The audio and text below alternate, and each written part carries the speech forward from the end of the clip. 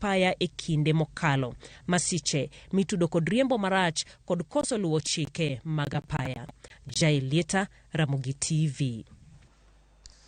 Riwruok mar UNICEF dwaro mondo piny owacho ma pacho ka omed thuolo mar maternity leave kata thuolo mimiyo mine tok konyore nyaka dweche 6 mondo chiw thuolo ne mine odhodh nyithindo ma ok omed gi chiemo moro amora kuom dweche 6 mokwongo mar ngimagi. Ma en kalore gi kwan mar mine matiyo madhodho nyithindegi e yo makare dok chien kalore ni moko kuom kembe ok chiw ne minego thuolo makare mar dhodho nyithindo kata obedo ni pend chike ma pacho ka oketo chik ne kembe mondo sir mine madhodho. Weche gino nyedhore e romo mar riwruok mar UNICEF, KEPSA kod jokanyo mamoko ka piny Kenya riwre gi piny mangima e dhialo juma mar dhodho nyithindo mano chakore tarik 1 kendo dhi nyaka tarik 7 dweni. Pend chike ma pacho ka yango ni kembe duto nego chiw thuolo makare ne mine mondo ginyal dhodho nyithindgi e yo makare. Kalore kod chike windiko jotich mar higa 2007, mine onego mi thuolo tok nyuol mideno ni maternity leave mar ndalo 90 michulo. Wuone bende yudo ndalo 14. Chikno bende dhi nyime gi lero ni kembe onego los chike mag-gi mag konyo minegi e dhodho nyithindo. The International Labour Organization provides 14 weeks, the Breast Milk Act, the Employment Act, the Health Act, the Policy on Workplace Support for Breastfeeding, and we also have the Infant and Young Child Feeding Guidelines, as well as the Code of Marketing Breast Milk Substitutes. Why do we still have 40% of our mothers not breastfeeding them? Ka piny Kenya riwore koda piny mangima e dhialo jumachiel mar dhodho nyithindo, riwruok mar UNICEF koro kwayo piny owacho mondo med thuolo mimiyo mine tok nyuol mano maternity leave nyaka dweche 6. Kar maternity leave no negi miya mar 3 months e mana dhi ta konyora to negi miya ginene ilongo nade negi miya salary for those 3 months maduogo. Kora nya wacho ni support no ne berna sana, at least in gi nyathi to iyudo pesa. Lorino Dhiambo en achiel kuom jotich e kambi mar All Media Services. Kano yudo nyathi higa 1 mokalo, Lorin puoyo kambi ni kuom miye sir momiyo pod odhi nyime gi dhodho nyare. Na yudo support maduong' ahinya nikech an na dhodho nyathi na for 6 months exclusive. To ingeni bang' dweche 3 na dok tich. Koro inya wacho ni ka onge environment maber dweche 3 mamoko go ingeni stress ka in gi stress e tich to kinya yudo chak maber. To ka en exclusive mano mean ni nyathi ok cham gimoro amora. Koro anya wacho ni support mana yudo number 1 en environment maber e tich. No miya shifts ma very flexible, adonjo tich ok gokinyi ahinya ta wuok chon be.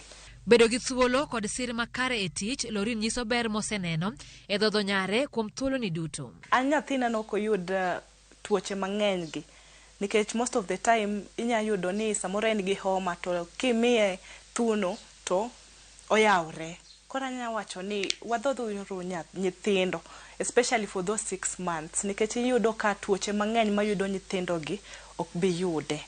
Wach mabende sir kod Jena Chieng mano yudo sir kowuok kuom riwruok mar KEPSA.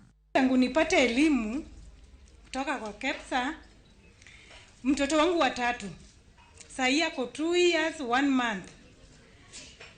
Nilimnyonyesha toka mwezi wa kwanza mpaka wa 6, lakini mimi nilipitisha hiyo 6 months, niliexit mpaka 7 months. Juu nilikuwa nataka nione kumbe mimi ndio sikuwa na experience.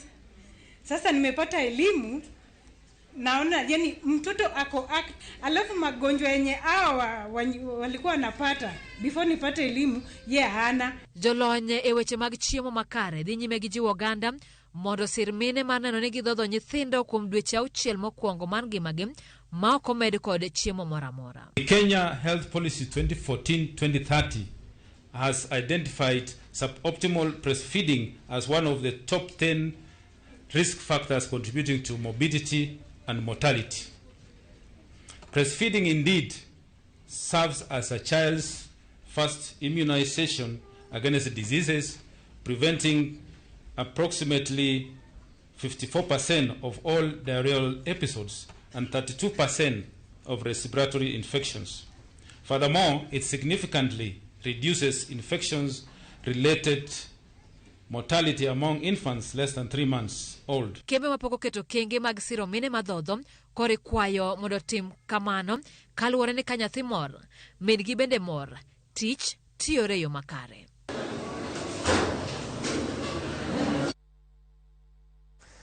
Tij fwambo ok yot kaluwore ni kinde ka kinde jotije wuotho ka gi kacha ka gi fwambo kendo ka gi keyo weche. Kata kamano rawera moro ma jahigni 28 matiyo e Nyakalondo moro Busia ok ojwang'o ting'ne kaka miyo. Catherine Oko ne ochiwore mar dhodho nyathine kata apisi maneno ni odongo maber. Diana Olonde miyo walere wi safar mar higni 2 ma Catherine osewuotho kod nyathine. Kuom higni 2 Catherine Oko osebedo ka dhodho nyathine manyako. Okinyi ka omonde tije mar fwambo, odhi achiel kachiel kod nyathini nyaka tesen Nyakalondo no manitiere gwenge mag Busia. As we are celebrating World Breastfeeding Day, it's important for you as a mother to breastfeed your baby exclusively of anything. Maji, sijui uji, sijui fruits. Bond with your baby, and you can only bond with your baby for the first month. Anataka wewe, haitaji hiyo maji yenye unataka kumpea ama what have you. Just bond with your baby. Na bonding with her ama him ni by breastfeeding them. Ong'eyo ni ting' mar miyo pek, ahinya to miyo manie tij andika. Bende ong'eyo ni nyathi nyaka dhodhi e yo makare kaka yor miye dongo maber. Tij fwambo ok yot, en tich moseko miyo ng'ato ringo koni kod kocha. Kendo nyalo dwaro ni imonde tich, mana kaka Catherine matije chakore saa 10 okinyi. Mimi huanza siku yangu kwa kumwamsha mtoto, since I don't have a nanny. Nani alikuja akaenda. So mimi huanza siku yangu kwa kumwamsha mtoto. Nimwandae vizuri, nimtengeneze akule kwanza. That is 5 to 5:30. And she's used to. So, and my boss is aware of that. Alinielewa. So mimi humbeba tunakuja. It's a short distance from my place. So mimi humbeba kukuja. And I carry a long sweater, nini. Mambo madogo tu ya mtoto kutumia. Atakuja, aendelee na kulala kuanzia hiyo 6 yenye nimeingia hadi saa 2 hivi, saa 2:30 some days. Kata kamano, nochiwore maneno ni omiyo nyathini ngima makare. Opoyo kambi motiye kuom chiwo thuolo maler kendo makare, mane miyo nyalo dhodho nyathi ka en tich. As you can see, I'm at work and I was at work with my baby. If you find an employer who is understanding and who knows like breastfeeding is important for you, hata kuruhusu uache mtoto nyumbani. Olero ni mano nomiyo dhi e tich ma ok oleo, kata bed ni ne ojamondo. Nyathini bende nong'iyo gi bedo kod min gi studio ka ohore kendo ka ogeno ni chathuno ok bibaye.